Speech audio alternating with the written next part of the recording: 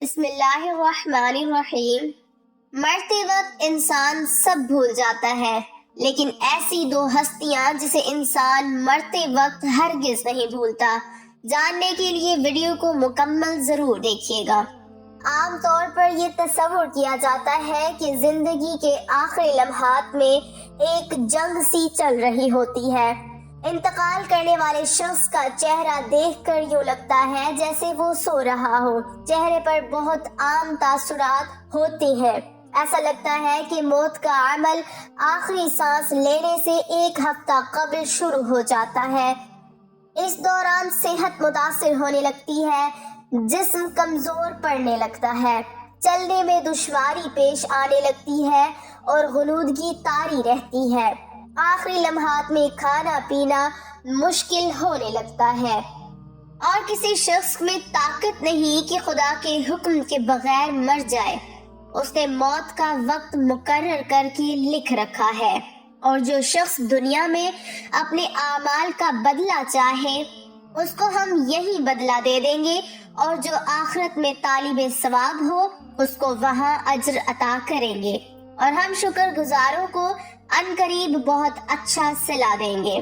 مرتے وقت انسان کے دل و دماغ سے ہر چیز نکل جاتی ہے، سب کچھ بھول جاتا ہے، اپنا مال و دولت، محل، عزیز و اقارب، رشتہ دار، سب کچھ بھول جاتا ہے۔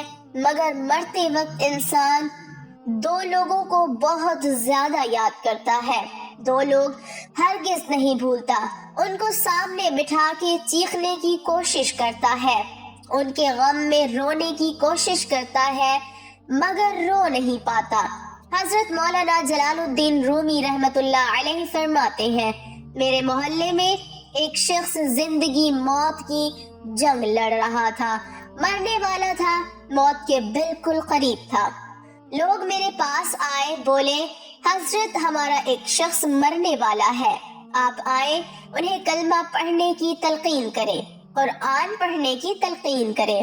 حضرت مولانا جلال الدین رومی رحمت اللہ علیہ فرماتے ہیں، میں اس وقت مرنے والے کے پاس پہنچ گیا، اس کے قریب بیٹھ گیا، آس پاس میں اس کے دوست، رشتہ دار، عزیز و اقارب بیٹھے ہوئے ہیں۔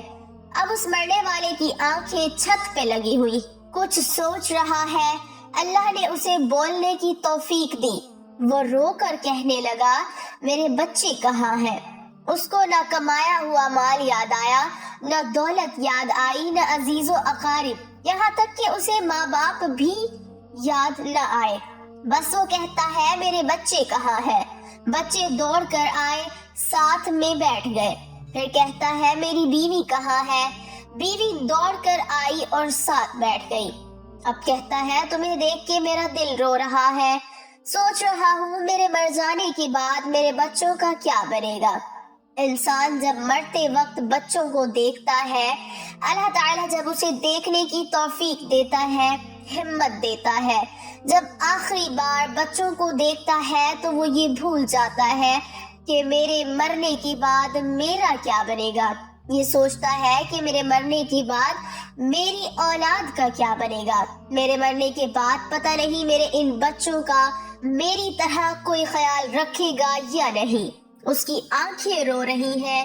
بیوی کو نصیحت کرنے لگا، میں تو دنیا چھوڑ کے جا رہا ہوں، مجھ پہ ایک احسان کیجیے گا کہ میرے ان بچوں کو قرآن مجید کی تعلیم لازمی دیجیے گا۔ ان کے منہ سے نکلا اللہ کا نام میری قبر کو روشن کر دے گا، مجھے جہنم کی آگ سے، اللہ کے عذاب سے دور کر دے گا۔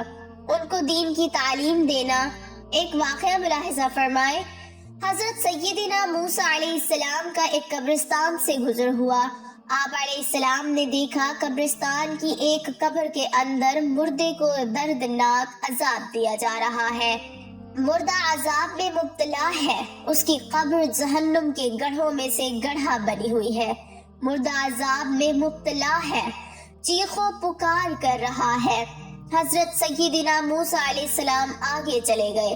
کام کرنے کے بعد واپسی جب اسی راستے سے گزر ہوا، آپ علیہ السلام نے دیکھا وہی جہنم میں جلنے والا شخص جس کی قبر میں عذاب دیا جا رہا تھا، اب وہ شخص جنت میں ٹہل رہا ہے۔ اس کی قبر جنت کا باغ بنی ہوئی ہے۔ آپ علیہ السلام نے دونوں ہاتھ اٹھائے، عرض کی، میرے مالک، تھوڑی دیر پہلے میں یہاں سے گزرا تھا، یہی قبر جہنم کے گڑھوں میں سے گڑھا بنی ہوئی تھی، تھوڑی دیر کے بعد یہ جنت کے باغوں میں سے ایک باغ کیسے بن گئی؟ اللہ تعالیٰ نے فرمایا، موسیٰ، یہ شخص جب مرا تھا، مرنے سے پہلے اپنی بیوی کو حاملہ چھوڑ کے مرا تھا، بیوی کا ایک بیٹا پیدا ہوا، بچہ آج چھوٹا کل بڑا، تھوڑا سا بڑا ہوا تو اس کی بیوی نے بچے کو مسجد میں بھیجا، معلم صاحب نے اس کے بچے کو بسم اللہ الرحمن الرحیم پڑھائی، جب اس کے بچے نے بسم اللہ پڑھی تو موسیٰ، مجھے حیا آئی کہ اس کا بچہ میرا نام لے اور میں اپنا نام لینے والے بچے کے باپ کو جہنم میں ڈالوں، یہ میری رحمت گوارا نہیں کرتی، اس لیے ہمیں چاہیے کہ ہمیں بچوں کو قرآن مجید کی تعلیم دیں۔ اگر تم چاہتے ہو کہ تمہاری قبریں روشن ہو، عذاب تمہارے قریب بالکل نہ آئے، تو اپنے بچوں کو قرآن مجید کی تعلیم دینا۔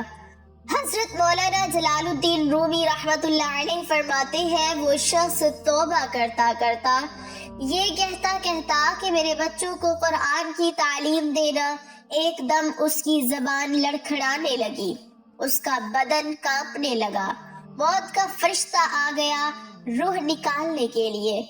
فرماتے ہیں جب انسان کی روح نکلتی ہے تو اس کا منہ کھل جاتا ہے، دونوں ہونٹ ایک دوسرے سے جدا ہو جاتے ہیں، انسان کی روح انسان کے پیروں سے نکلتی ہوئی اوپر کی طرف آتی ہے، جب دل اور پھیپھڑوں تک پہنچتی ہے تو یہ وہ لمحہ ہوتا ہے، یہ وہ وقت ہوتا ہے کہ جب انسان زندگی میں پہلی بار فرشتے اور شیطان کو دیکھتا ہے، یہ وہ مرحلہ ہوتا ہے جب انسان کے ایک طرف شیطان اس کے کان میں غلط مشورہ ڈالتا ہے اور دوسری طرف اس کی زبان سے اس کے عمل کے مطابق الفاظ نکلنے لگتے ہیں۔